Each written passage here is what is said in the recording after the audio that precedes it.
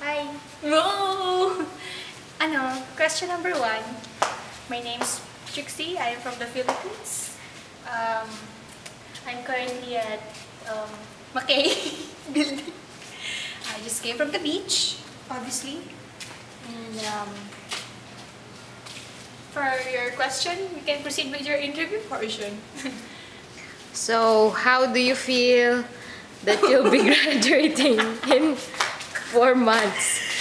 Sad! I know, yeah. It's so sad. Ba't ba tayo nag-English? Ewan ko nga eh. Di ko alam. Medyo, the pain of losing. Yeah, medyo malungkot, pero okay lang. Kasi we know that if we will see each other again, it feels like home.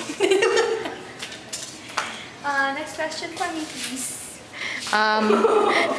So, ano naman ang plano mo pag-uwi?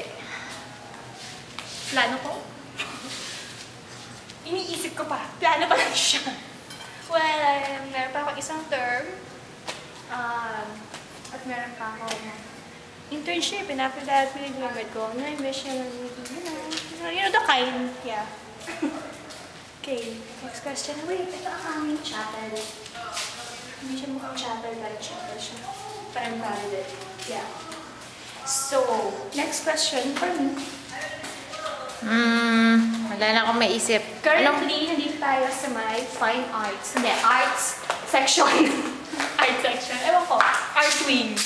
Art wing ba? Oh, yan. Itong art studio. Dan. Alam ko di ako art major, pero feel ko lang sabihin sa inyo na art swing to. Art swing.